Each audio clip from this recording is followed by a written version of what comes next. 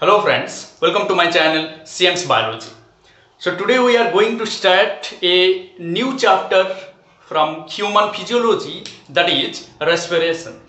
So till the end of this video tutorial, we will learn what is respiration, what is aerobic respiration and anaerobic respiration, what is direct respiration and indirect respiration, and also we will learn about the differences between the breathing and respiration. So let's start. Respiration. What do we mean by respiration? So respiration is the intake of air from the atmosphere and its utilization, and after utilization it will release a byproduct which we give out. So all these processes together makes respiration. So respiration is different from breathing. It is different from breathing. Breathing means just inhale of fresh air and exhale of used air. Inhale of fresh air and exhale of used air. This is what we call breathing. But respiration is a greater term under which breathing is a part. So we can say breathing is a subset of respiration. So within respiration, breathing comes, and respiration means it is the intake of fresh air or inhalation of fresh air. It's used to produce energy by oxidation of food. The food that we eat get oxidized, means it is burned inside our body with the help of oxygen. As we know, oxygen helps in burning, so that after inhalation of fresh air, the oxygen present in the air is utilized to produce energy by oxidation of food, by burning the food in our body, and that food gives us energy. That food produces energy, which is known as the bioenergy. Because it is present inside a living body. So living organism produces energy by the process of respiration inside its body, by burning the different types of food eaten by us. So this process is called respiration, and after production of bioenergy we also produce the air, which is having concentrated amount of carbon dioxide, which then exhale out, or that goes out of our body, which is called exhalation. And inhalation is the process of taking fresh air. Exhalation is giving out used air. So this air is, we can say it is used air. Okay, so this process is also called inspiration, and this is called exhalation. Clear? Exhalation means giving out the used air that is already used in our body, and where in case of used air the amount of carbon dioxide is more, but in case of the fresh air or inhaled air, we have the oxygen, amount of oxygen is more. Here carbon dioxide is more. So this is very important to remember. Here carbon dioxide in used air is more in amount, and in case of inspired air the amount of oxygen is more. So this is all about the introduction to the respiration and breathing. So what is respiration? What is the definition of respiration? It is the process of production of bioenergy. We can say it is the process of production of bioenergy. Okay, whereas breathing means breathing is related with the intake of air, intake and release of air. So we intake the fresh air and release the used air, which is the breathing, which is a part of the respiration. Okay. So the oxygen which is taken is utilized in the process of respiration to release energy. So energy is stored in our body as ATP, as we know, in the cell, and during requirement the energy is used in various metabolic processes. So this energy is required for digesting the food, for locomotion. It supplies energy to our muscles and to each and every biological activities. So the food that we eat, we can say it glucose. The formula is C6H12O6, which is the glucose, the digested form of carbohydrate. It get oxidized in the presence of oxygen to give rise to carbon dioxide, water and energy, plus energy. Clear? And that energy is stored in the ATP. So this is how the food is converted into energy. The food supplies energy. So breathing is the first step of respiration. First breathing occurs. So breathing is the process by which our body gets fresh air from the atmosphere. Okay, so breathing and respiration. Breathing is first step of respiration. Breathing should not be confused with respiration. Intake of air from the atmosphere. After the intake, the air is taken from the atmosphere through the nostril, through the nostril to our lungs, from the nostril to the nasal cavity, then from the nasal cavity to the pharynx, from the pharynx to the trachea, then from the trachea is nothing but the windpipe that runs through the neck, and from the trachea the air pass to the bronchi, then from the bronchi to the bronchioles. Different types of bronchioles are there, like primary bronchioles, secondary bronchiole, then tertiary bronchioles, respiratory bronchioles likewise, and finally it reaches the alveoli of lungs. Alveoli are the air sacs present in the lungs. So diffusion of gases takes place at the alveoli between the blood and the lungs, and the alveoli of the lungs. So blood carry deoxygenated blood, means here amount of carbon dioxide is more in case of in blood, because the oxygen is already utilized by the cell to get energy in this process. The glucose is present at the cell. Why?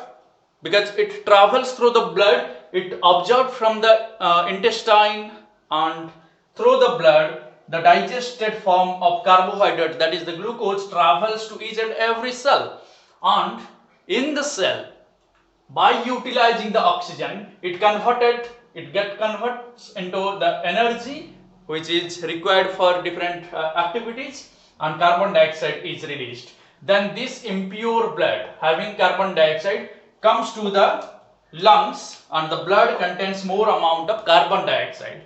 We will discuss in detail about how the exchange of gases takes place. Okay, so just a brief idea, we need brief idea now. So carbon dioxide is more in amount in blood, and in alveoli the amount of oxygen is more. Why? Because the fresh air from the atmosphere just taken in by the process of breathing, which is now present in the alveoli. So now alveoli has sufficient amount of oxygen. So due to diffusion, we know diffusion is the process by which the substance, the gases particularly, diffuse from higher concentration to lower concentration. Here in blood, the amount of oxygen is less. Here, the amount of oxygen, here in blood, the amount of oxygen is less, and here in alveoli, the amount of carbon dioxide is more. Amount of carbon dioxide here in the alveoli is less and oxygen is more. So from alveoli the oxygen diffuses. The oxygen from the alveoli diffuses to the blood. Why? Because here oxygen is less, and the amount of carbon dioxide from the blood diffuses to the alveoli, because here carbon dioxide is less. So from higher concentration of carbon dioxide, look, here in blood carbon dioxide is high, alveoli carbon dioxide is less. So from blood carbon dioxide diffuses to alveoli, and from alveoli oxygen, as the oxygen concentration is more, it diffuses to the blood where it is less in concentration. So this is how the exchange of gases takes place between the alveoli of lungs and the blood that is collected from each and every part of our body by the heart and pumped to the lungs. After getting oxygen from the alveoli, the blood becomes oxygenated. It becomes oxygenated. Oxygenated means having higher concentration of oxygen. Having higher concentration of oxygen, the blood gets oxygenated and again travels to each and every cell, where the oxygen present in the cell, in the blood, transfer to cell, and there it is utilized to convert glucose into energy, and that energy is again utilized in our body. So this is the way how the respiration works, and it produces energy in the cell, which is stored as ATP in the powerhouse of the cell, which is the mitochondria. So when we need energy, that ATP provides energy, and by utilizing that we do different biological activities. Okay, so here remember the carbon dioxide is the byproduct, here water also releases. So this is the relation between breathing and respiration. Breathing means the air is taken from the atmosphere to the lungs, to the alveoli of lungs, and carbon dioxide rich air comes out from the alveoli through the reverse order, from alveoli to bronchioles, then bronchi, then trachea, then pharynx, nasal cavity, nostril, and to the atmosphere finally. So this is inhalation of fresh air, and the reverse order is the exhalation of used air. Clear? So this is breathing and utilization of that fresh air which is taken by the blood to the cell to release energy is the complete process of respiration. So let me let you understand in detail different points between the differences between breathing and respiration. So breathing and respiration, what are the different important differences?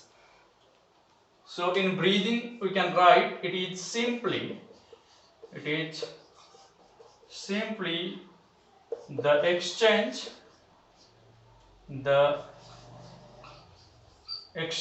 of air,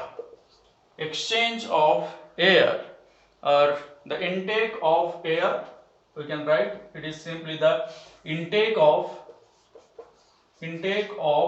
fresh air and removal of used air.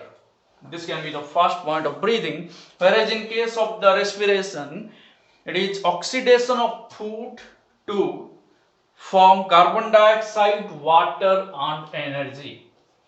It is the process of oxidation of food to get carbon dioxide, water and energy, as we discussed in that chemical equation from which we get that the food is C6H12O6, the glucose. On addition of oxygen, it is converted into 6CO2 plus 12H2O plus ATP. So here the byproducts are carbon dioxide and water, whereas oxygen is utilized to convert food. This is the process of respiration. Next, in breathing we can write it is a physical process. It is a physical process. Whereas in respiration it is biochemical process. It is a biochemical process.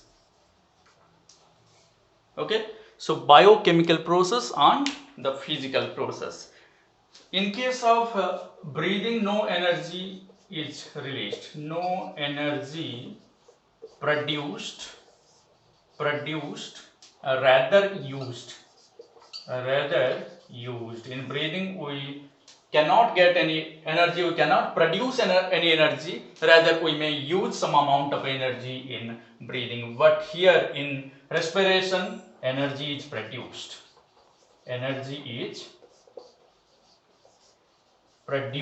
By the process of respiration. Clear? Next point, it is an extracellular process. No cell is involved. Cells are not involved in case of breathing. Extracellular means the whole process takes place outside the cell, but in respiration the oxygen travels to each and every cell where the glucose is there, and oxygen works to convert that glucose to energy. That is why the respiration is intracellular process. It takes place inside the cell. And the last point, in breathing no enzymes involved. No enzymes involved in case of breathing, whereas in respiration different enzymes involved. So here enzymes are involved, in breathing no enzymes are involved for the process. Okay, so this is all about the different points, different differences between the breathing and respiration. It is a simple intake and removal of air. It is the oxidation of food to get carbon dioxide, water and energy. It is physical, it is biochemical. No energy produced, rather used. Energy is produced. Extracellular process. Intracellular means it within the cell. It takes place within cell. But it is outside. It occurs outside cell. Okay, and this is the last point. In breathing no enzymes are involved. In respiration different enzymes play important role. So now let's discuss about the two important types of respiration. And what are they? The two important types are aerobic and anaerobic respiration. aerobic respiration and anaerobic respiration depending on the availability of oxygen. Depending on availability of molecular oxygen, the respiration is divided into two important types, the aerobic and anaerobic. Number one is the aerobic respiration,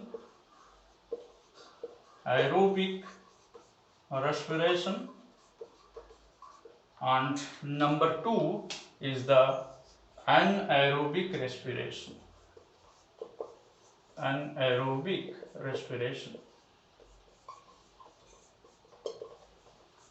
So what are the differences between these two now? Aerobic respiration, it is the type of respiration which takes place in the air where molecular oxygen or oxygen is utilized in the process of aerobic respiration. Here free oxygen in air available. So when free oxygen molecules are available in the air, the type of respiration is aerobic respiration. But when the organism do not get molecular oxygen for its respiration, it is anaerobic. In the absence of molecular oxygen, this type of respiration occurs, which is called the anaerobic respiration. So in anaerobic, molecular oxygen absent, in aerobic, molecular oxygen present. So when the oxygen is present, at that time the respiration which occurs will yield definitely more amount of energy. So in aerobic respiration, more energy is produced.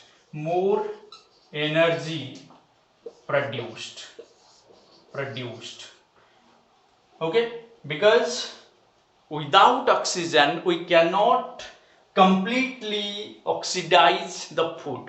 Without oxygen, if we will fire the woods, it will not completely burn to give us full energy. So incomplete oxidation occurs, so more energy cannot produce in anaerobic respiration. But here the complete oxidation of food takes place as the oxygen is available in the air. So more energy produced. Why? Because of complete oxidation of food. So as complete oxidation of food is possible when oxygen is present in the atmosphere, in that process we will get more amount of energy. But in case of anaerobic respiration, less amount of energy, produced. Why? Because in this case the incomplete oxidation of food occur. Due to incomplete oxidation in anaerobic respiration, less energy is produced, but due to complete oxidation of food in aerobic respiration, more amount of energy is produced. Clear? So this is very important difference between aerobic and anaerobic respiration. In aerobic respiration there are two different types. One is the direct respiration, another is the indirect respiration. So I can say direct respiration and another is the indirect respiration. So these are the two important types of aerobic respiration, and the anaerobic respiration is also divided into which is also called the fermentation. It is also known as fermentation. Anaerobic respiration is called fermentation in microbes. It is called fermentation in case of microorganisms. The fermentation. So fermentation is again of two different types. The two different types of fermentation are the alcoholic and lactic acid fermentation. One is the alcoholic fermentation, and the second one is the lactic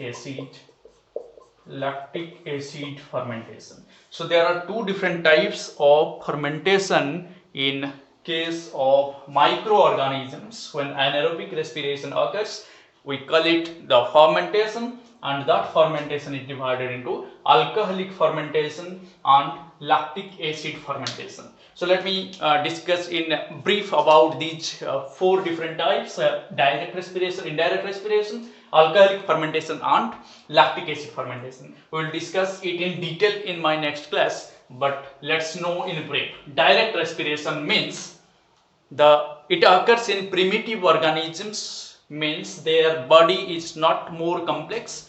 So in simple organisms, their cells are exposed, most of the cells are exposed to the atmosphere, so that from the atmosphere the air which is required for the oxidation of food in case of that primitive organism, that enters the body of the organism directly without the help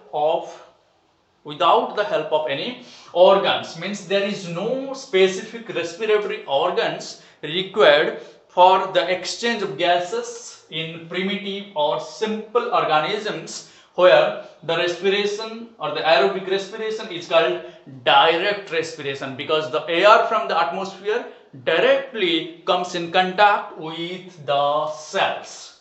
Clear? So this is direct respiration. No respiratory organs are involved. As in our case, we have specific respiratory organs like the lungs. Two lungs are present in our body that plays important role in respiration, but here no specific organ is required. But in indirect respiration, it is of our case. In case of complex multicellular organisms, we have indirect respiration or indirect aerobic respiration, where the air from atmosphere cannot enter to each and every cell of our body, because the cells are present far away from the surface. So in order to get oxygen, the cells need the help of specific respiratory organs. So in case of indirect respiration, we have organ of respiration. We will discuss in detail about the different types of organs that help in respiration in different animals. It varies from fishes to amphibians, from amphibians to reptiles, birds and mammals. So we will discuss in detail what are the different respiratory organs in different animals. So let's move on to anaerobic respiration now.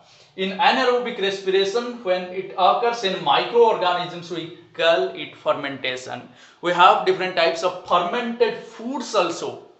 So fermented foods are prepared with the help of the microorganisms by anaerobic respiration. So in alcoholic fermentation, the carbohydrates and other organic materials are broken down into alcohol, organic acids and carbon dioxide. But in case of lactic acid fermentation, the lactic acid is produced. In human beings also lactic acid is produced sometimes, like when we run very fast during any competition, or the annual athlete of our college, we get participate and we will run, and while running rapidly our muscle works very huge, means the muscle works in a rapid way. Contraction and relaxation occurs much rapidly than the normal work, so that the oxygen required by the cells of the muscle We cannot provide that by breathing only. So that the cells which are present in the muscles, they start producing energy according to the requirement of the cells. They start producing energy by this process, that is anaerobic respiration, where lactic acid is formed. So that our muscle gets stiffed due to the accumulation of lactic acid in the cells of the muscle stiffness occurs. So we will discuss in detail about the lactic acid fermentation, how the lactic acid is formed in case of the different lactobacillus and muscle cell. So this is the brief idea about aerobic and anaerobic respiration. So in the next class we will discuss in detail about the different organs of respiration, how different organs are responsible for making the respiration successful, and we will also discuss about external and internal respiration. Before that, we will discuss in detail about these two important types of respiration, aerobic respiration and anaerobic respiration. So this is all about the different types of respiration, the differences between breathing and respiration. In the next class, we will go forward to learn more about respiration. Thank you very much. Please subscribe to my channel CM's Biology. Thank you.